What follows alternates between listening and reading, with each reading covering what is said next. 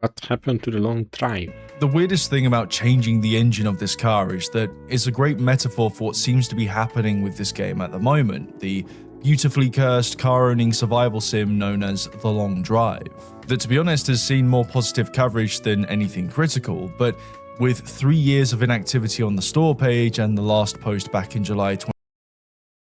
Wait, what?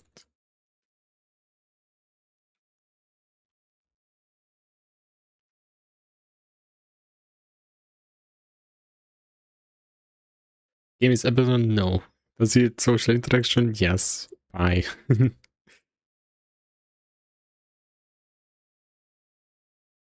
2024. If they do updates, it's like pretty good, but it's just random. 2025, simply confirming that the game isn't dead and that the main developer doesn't like social interactions. Some people are starting to question if it's ever going to Because I remember, yeah, I played it when it was multiplayer. see the end of early access or any update in the foreseeable future. It's not a bad game. It's a great concept, much loved, and originally when looking into it, I thought Yeah, they have the bases down. everything was fine. Just make like more buildings, cars, whatever. That they just hit a bump in the road, but no. There is, as of recording, a split in that road caused by poorly written code, where they now have a choice between either more insanity-inducing development on the original engine or a potential rebuild on another. Didn't expect Sandbox to make a mention in this video, but it does. So then, what happened to The Long Drive and what would a change in the engine mean after nearly 7 years in early access? Well, to get an idea, let's take a look at its history and the current situation while I buy milk from the realm of missing fathers. Remember to like the video if you like it and subscribe if you enjoy this kind of content. Thanks. The Long Drive is a project between 3 brothers from Hungary. Genez, who does the programming, Gus, who does a lot of the presenting and all the brothers from Hungary. The main guy that gets punished, that's what it Genez, means. who does the programming, Gus, who does a lot of the presenting The good for nothing. and all the voice work, Gab, who does the modeling, and later they brought on a friend called Doc as someone who helps to test each update before it goes out. Now this might seem a little bit like senseless info dumping at first, but trust me, it's worth starting here. You see, because before all of this, these guys were making content on YouTube and running their own Hungarian speaking channels. You've got Genez with his own channel since 2013 and Gus running the Gaming Canales channel. Yeah, but this is upload dog shit. Or literally just gaming channel in English, since 2016, and both are actually still quite active today. If you've seen anything about The Long Drive's wacky nature and its sense of humor, you'll start to understand where that personality comes from after watching some of their videos, more specifically, the ones from Gaming Canales. The best way to describe the higher production stuff is like YouTube back when it was all about just having fun and making something out of nothing. If Genez isn't outside in the snow for some reason, he's in the kitchen cooking up more than code. There's definitely that pre-Apocalypse vibe to some of their videos. But when you look at their Let's Plays, you can start to understand where inspiration for The Long Drive came from. And a lot of it seems to have come from their time playing My Summer Car. This is like TwitchCon, this event. Came from. And a lot of it seems to have come from their time playing My Summer Car, another car-owning sim set in the apocalypse. I'm not going to list every similarity, yet it's very clear that they took some of its more chaotic elements like... But they simplified it. It's not that hard to make a car. Beering on the go, smoking on the go, and getting nervous in social situations. There's also a lot of emphasis on interactivity with your car, the ability to modify and interact. Yeah, but in My Summer Car you have to make like full engine. Here you just pop it out and put it back in. With most parts. You don't even have to like unscrew it. Said, The Long Drive is nowhere near as complex in the car maintenance and mechanics side of things, yet it's got a similar feel to it. But after this is way better. They can maybe complicate it a tiny bit more, but actually looking into their history, I don't think that this is a case of people being inspired by just one game and deciding to make something similar to it. No, in fact, in an apology post from April 2023, they gave a lot of credit for the game's existence to their grandmother's blue Trabant, a beautiful car that can go 0 to 60 downhill. It's a car that they've had to keep in shape and look after. And it seems like these guys know a thing or two when it comes to maintaining old cars. So there's always been an affinity to a game about that, like Jalopy, a game set in the old Eastern Bloc that came out to early access just before My Summer Car in 2016. It's mixed reviews. It's a similar type of game in the way that it's very... Also review for My Long Drive. Pretty sure it's like very positive, yeah, even recently. Very solid game. It had good updates recently with multiplayer and stuff. But it's just no update recently, that's the problem. This car is in the game, I never even saw it.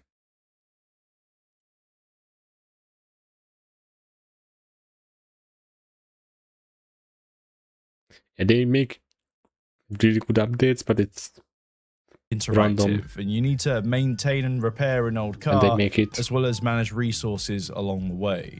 I think what these games help to do is to confirm that there is a market for something like it, and these guys were inspired to make their own thing, to have their own... Maybe they can make like something more to do.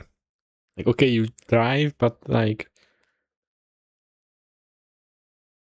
I don't know, something happens. Like, you get a challenge to drive some amount of miles in like 10 minutes. Wacky take on it, while also trying to provide a different experience. You get a reward or and whatever. what that turned out to be is a procedurally generated You make some laws and you have to like pick up a bunch of like papers. survival game set in a semi-post-apocalyptic world where you begin in a house that's 90% garage, and outside you find a note from your mum simply saying to visit her. The game from this point on is basically to travel down a 5,000 kilometer long road, or you could just drive into the wasteland if you want. It's up to you. You begin the game with an already functional, randomly generated car, and before heading out, you can choose to clean it up or even polish it with Gus's special brand. Even though car maintenance is very important, it's a lot more trivial in this game, and they allow you to basically just attach anything you want to your car. So if it wasn't already obvious enough, it definitely takes itself a lot less seriously.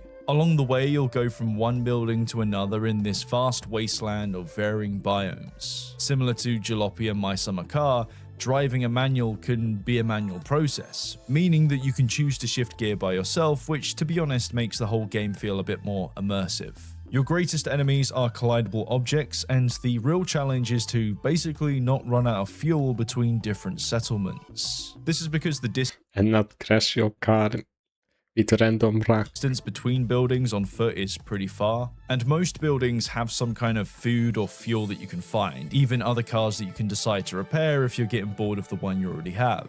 And the challenge with switching to other cars specifically is trying your best not to use the wiki to figure out what fuel it needs. And this is very random to add, but I'm just gonna throw it in here anyway. For some reason, you can still to this day fly with binoculars. I will not elaborate further. On the car maintenance side of things, a lot of it can be quite cosmetic, but stuff like wheels, coolers, and engines are very important to keep in good condition. So even though some of these buildings might get repetitive over time, it's still rewarding to explore them because you could find the part you need to optimize your car. And with this being a survival game, it of professional in this course game has survival mechanics like sleep, hunger,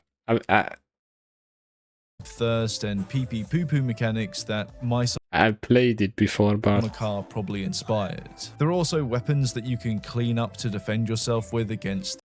I don't know. I pretty much played it with the last update they did, so there is not much new. The only two enemies in the game. Crazy people. Actually, I don't remember having an actual gun. And giant rabbits that like to knock themselves out anyway. And that's pretty much all you need to know about the game at the moment. However, some of the assets, textures, and overall art style actually came from their first game stuck in early access, called Turret Syndrome The Long Drive is stuck in early access too. VR. There's not too much to say about it besides the fact that the store page says that it's been 8 years since any activity, and that it seems to be a decent enough wait. Yeah, it's completely abandoned, 100%. Development for it began sometime in late 2017, and then it was released in January 2018. Then not too long after that, focus switched and they began developing The Long Drive for about a year till May 2019, when they set up the official channel and released the teaser trailer for what was back then simply called The Drive. And it wasn't until later in September when it finally came out to early access. The game already had a bit of a following thanks to their existing channels, and throughout the rest of 2019, it actually saw some decent coverage early on, which combined with the videos that they put out. Because it's a really good game to like make a YouTube video on.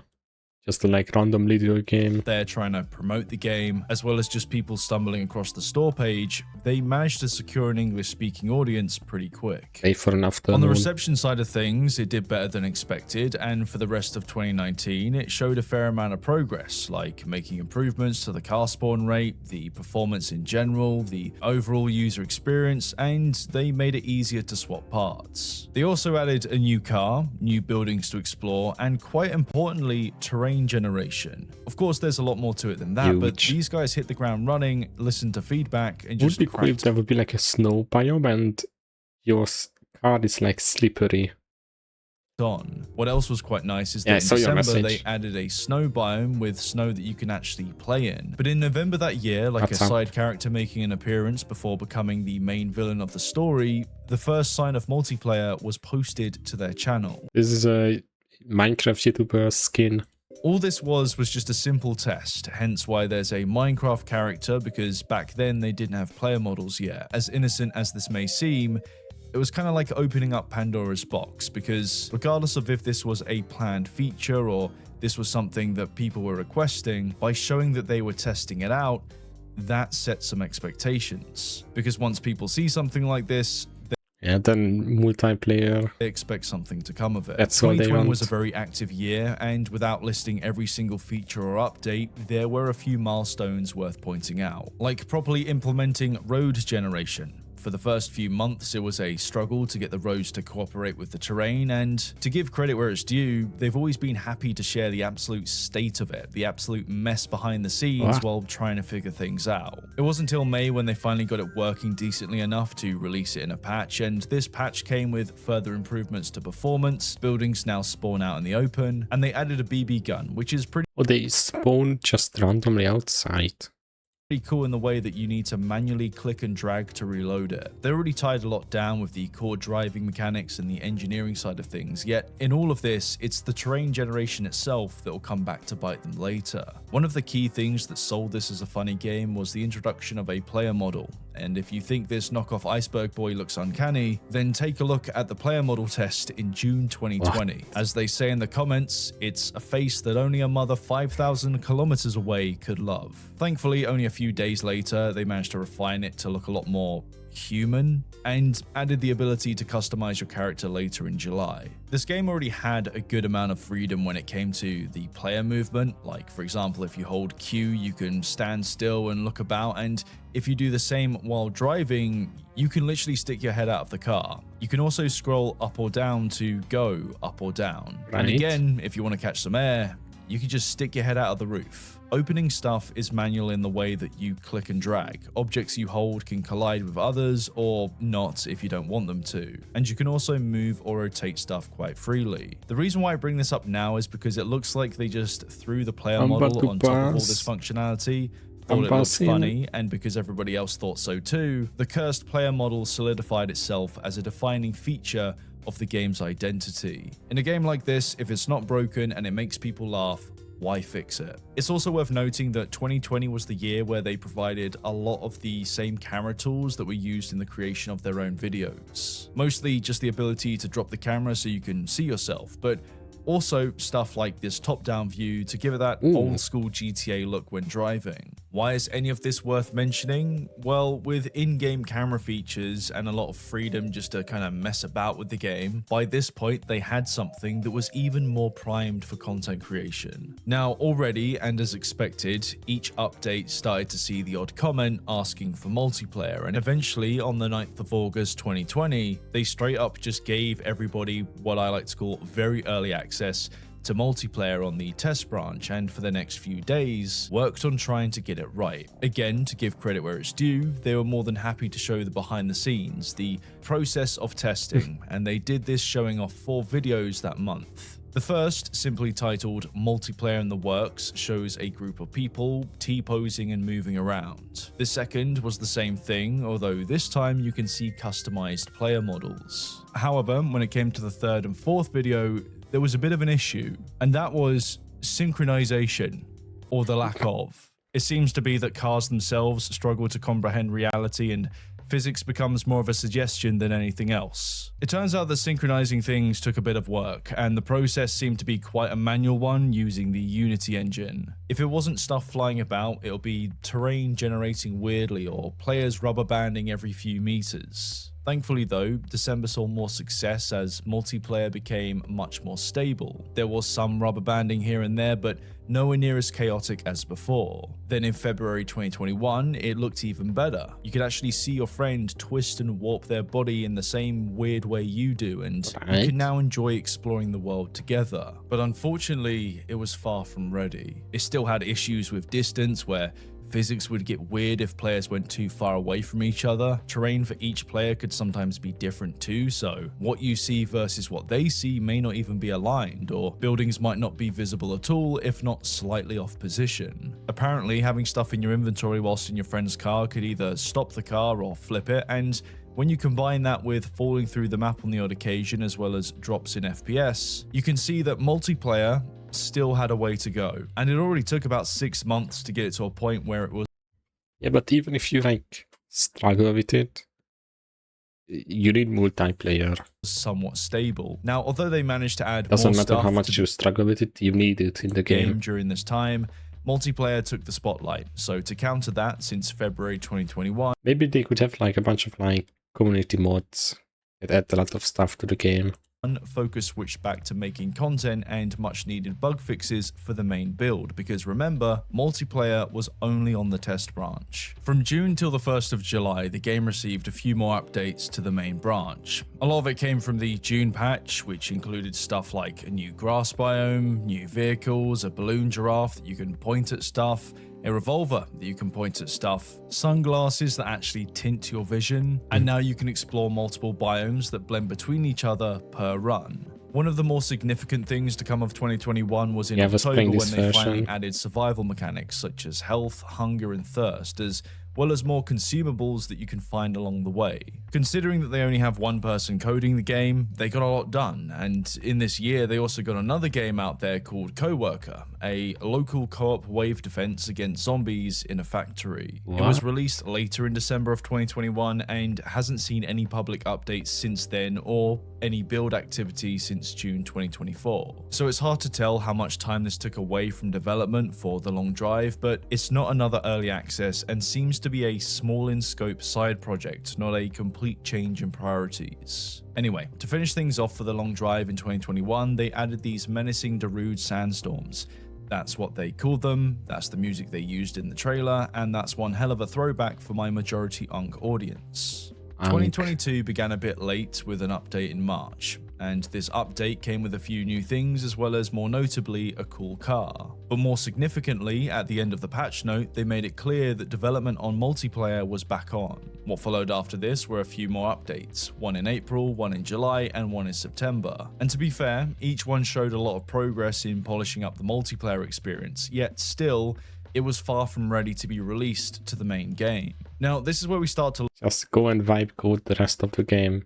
Look at the Long Drive's coverage a bit more and make a bit of an observation. You see, by this point, a decent amount of content was already made about it, but 2022 was the year where it really started to grow in popularity. I mean, when you've got somebody like Let's Game It Out playing your game, using all the camera angles to do it justice, you're gonna get a fair few new people checking it out from those millions of views. Of course, this is great news because the game's clearly fun and funny enough for people to make positive content about it. But here's the thing, because multiplayer was available to test, people could also make videos with their friends. And with that, you can imagine that there are many fans of that content who bought the game exclusively for the co-op experience. So just to be clear, you have a growing audience of people who are very multiplayer focused, which of course only increases the expectations and demand for things because you could get like 4 people playing together, and that's 4 sales.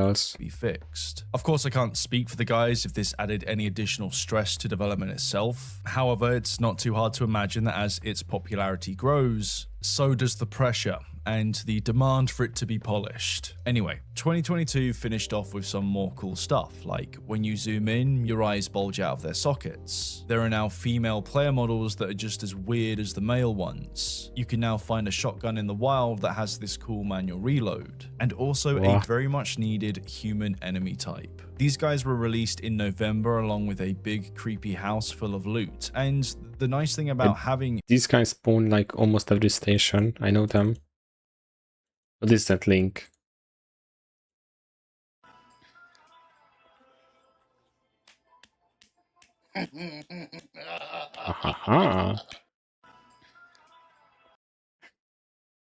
a human enemy type is it kind of fleshes out the world. And to be honest, the only threat I really like these enemies. They just randomly talk. Before was your own curiosity, those rabbits that knock themselves out anyway, and Jesus not taking the wheel. So human enemies were a big win. Like each station has like 1 or 2 of these guys. But all of a sudden, it's 2023, and this is where the popularity continues to grow while development begins to slow. Now, 2023 began with a post in April, apologizing for the delay in updates and that something will be out soon. To their credit, they weren't lying, and a couple days after this post, they revealed that something will be out soon. To their credit, they weren't lying, and a couple days after this post, they released a new update listing stuff like 3 new vehicles, the ability to look around in VR, and the ability to install toilet seats. I don't know why I picked that out as one of the most important things, but it was good to see new things as well as some much needed hotfixes. Originally, after this, the plan was to continue working on multiplayer. The bike is really cool. However, as Guinness put it, it's not so simple. In fact, they were in a pretty messy situation with the code. In his own words, he said that for multiplayer, syncing a few things is not that hard, but the game under the hood is like an overcomplicated rusty pipe system made of badly written moldy spaghetti code living in a dark basement with slimy, angry-looking spider creatures crawling on everything and hissing at him. That is definitely one way to put it. He also said that in the past few years, he's gained a lot of experience and that he should now be able to do things much better. Although this meant needing to rewrite a lot of the code, more specifically for the terrain generation, building generation, the save system, and item manager. Simply put, this stuff was in the way of progress and had to be redone. Although, regardless of how much work that would be, April saw a lot of activity and some good progress. But unfortunately, May the 2nd was the last time an update would be pushed to the main branch of the game. As of recording, this is still the case, and it makes sense because the foundation of the game became a much harder task to deal with than they originally Imagine if they do like a project Zomboid with like a huge update. thought. In fact, it was so time-consuming that there wasn't a post about anything till September, and that post basically confirmed that they hit a few more rocks in the road, that the terrain generation as well as optimization were the things that they were really trying hard to fix. And as if it wasn't already clear enough that there was a lot to do, this was their last post for that year. Even though things started to slow down, on the positive side of things, these guys had a game that many people love and still love to this day. Content creation around the game was also picking up with some more heavyweight channels. Support and understanding was the majority response to their struggles, and minus the odd people complaining about stuff, things seemed pretty chill. Now, thankfully, 2024 began in January with a sign of life post that basically confirmed that they're still at it, working hard and trying to fix things. In this post, they not only apologize for the silence, but also admit that even though they knew rewriting the code would be hard, they didn't expect it to be as difficult as it was. In summary, the terrain generation was kicking their ass, and Guinness didn't want to release something half-baked, which might sound like perfectionism creeping in, yet considering how messy the code is, taking things slow and trying to get it right sounds like the better approach. The thing about all of this is that of course, it's not too easy to add new content while trying to fix the foundation, so content-wise, it was pretty slow because of this. To add to the pile of things to worry about, their Discord got raided in July that year and they had to make a new one. This apparently happened multiple times, and just to throw it out there in general, at some point, Russian hackers stole their socials, so that's why you can't see anything from their Facebook page. What? Anyway, 2024 didn't see that much activity till September, October, and November, where they added some new content as well as made a bunch of fixes. All of this stuff is great to see because it shows progress. However, because all of this was only on the test branch, you wouldn't know about it unless you actively changed to that version. And this is where we start to see a bit of a split in the road between the main build and the test build. Quite literally, in fact, because in the test build, there are now side roads. You can now see liquid in buckets. There are new magazines littering the place. There's new music on the radio as well as new radio content. You can paint the light bulbs on your car, and of course, the test branch has multiplayer. Also, with the test branch, there are dev controls, so you get to spawn stuff in and just mess about with the game. And in the test branch, there are other maps to try out, like this trippy looking test area with these roads that act like ramps, this mirror room, which is quite literally just a room with two big mirrors, this really roughly put together uncanny abandoned village to drive around in, cool. and my personal favorite of the alternative maps, the FPS dungeon, which is a randomly generated maze where you get to pick up any weapon of your choice to clear out every room and corridor of the same guy. One of the bigger things to come to the test branch was the new terrain generator, which explains why when you play the main game mode in this one, it feels different. It's a bit more chaotic. You can also notice that certain things spawn a bit more frequently and spawn in different places, like this building here specifically used to just spawn out into the open. Now it spawns as it should across the road. It isn't the biggest change, it isn't a lot of stuff, but it is just enough where it makes you wonder if it's worth playing the main build right now or the test build. Now, the latest update for the test branch as of recording was back in November 2024, and since then it's been very quiet. We've already seen some big gaps in between the updates throughout its history. However, this time it was a bit more concerning, and the silence didn't break till July 2025, when they made that very brief post saying that the game hasn't been abandoned and that Guinness doesn't like social interactions. It was good to know that they were still at it, although it didn't really say much about what was going on. And for a good amount of time, that was it, besides some unvoiced test videos you could see on Guinness's channel. Things were looking quite uncertain. Nobody knew when the next update would be, but then 2026 came around, and now we have a situation that could change everything. May involve the Sausage Man engine, and to be honest, explains a lot about what's been going on behind the scenes. It all starts on the 9th of April this year, where Guinness and Gus hosted a live stream titled The Long Drive Godot Number 1. This was a showcase of a test build on the open source engine Godot, which for those who also suffer from phishing trauma, that's the same engine that Cruelty Squad was made on. The live stream wasn't hosted on the main Long Drive channel, it was on both Guinness and Gaming Canales. Then what followed after that were 4 more videos posted on Guinness's channel throughout April till mid-May. These were videos of the guys just testing out this new Godot version, and overall it looks like a much smoother experience, especially considering that these tests were in multiplayer, something that the Unity version really struggled with. Now, to be clear, there's no commentary to these videos, in fact there's no sound at all, and whatever I gleaned from the auto-translate on the live stream is better summarized from some comments that Guinness made in response to a post asking if the game is abandoned. There's a lot to read, so I'll summarize and abbreviate the best I can. This Godot version wasn't in the making for long. He said that it's something that they put together that month before the stream. The reason for it is that, as we already know, the code is a mess, and as a result, progression became more about cleaning up whatever broke in the process rather than actually focusing on the content he was trying to create. Basically, it got to a point where trying to do anything just made more work. Originally, he wanted to release a big update, but seemed to struggle to achieve the desired results. Whatever progress he would make one week, he would throw out the next because it didn't seem post-worthy. In his own words, development was a roller coaster of hopeful, good-looking progress, then falling down further back than we thought possible, and getting stuck again for a while. He also responded to the valid complaint of the lack of communication, and in regards to that, the reason why he hasn't said much is because he never felt like there was anything else to say that hasn't already been said in other posts. This isn't the best approach. I mean, look at how things are going with Scrap Mechanic at the moment. When you have long periods of silence, all you do is open yourself up to speculation. It's good to let people know that you're alive or give an idea of what's going on, even if it's not the best news. And it may be stressful to post something about nothing, but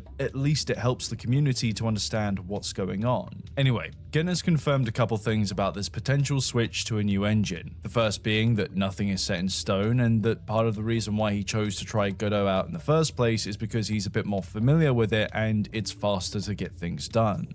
but failing that, he might try Sandbox, the rather mixed sequel to Gmod.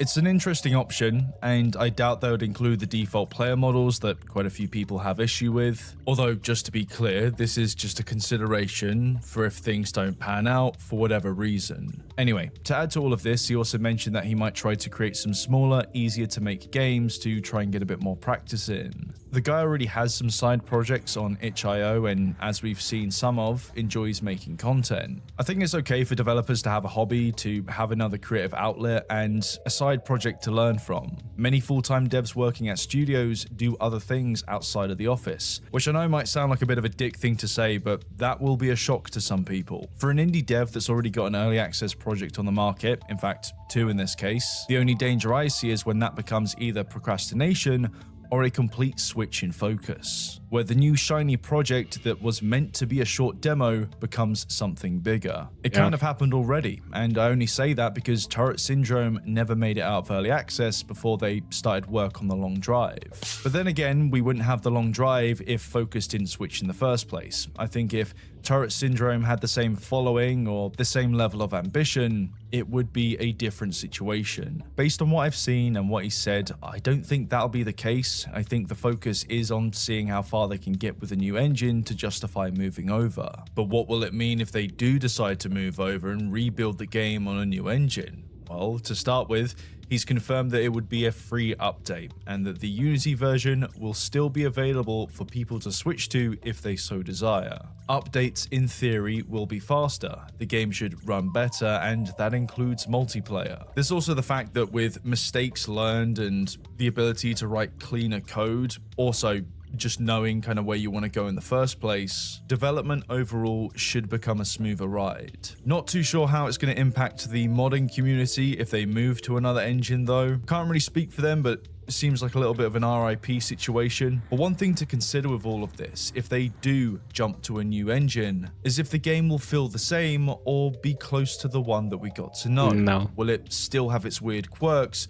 Or were those just bugs that became a feature? There's no doubt that this game has provided a lot of laughs and a lot of fun, and genuinely a lot of relaxation. But man, it's sad to see that you've got a good game with a good concept that's clearly enjoyable to many in such a poor state of development. It was clearly not intended to go this way. However, the lack of experience or organization in general has led to this point where it's either a battle against the current Unity build or a complete reset. Whatever path they pick, it looks like it's going to be a long time till anything happens. I don't think these guys failed in making a fun game. In fact, it's a good proof of concept, one that people crave and other devs have probably taken some inspiration from. I just think they weren't experienced enough to make something stable enough to bring it to where they want it. A lot of people don't mind and love it for what it is, but there's also a growing number of people who are rightfully disappointed with how things have gone, especially on the communication side of things. But either way, looking into it, it's nice to see that they're still at it, and hopefully we can return to this again in a positive light. I've got physics starting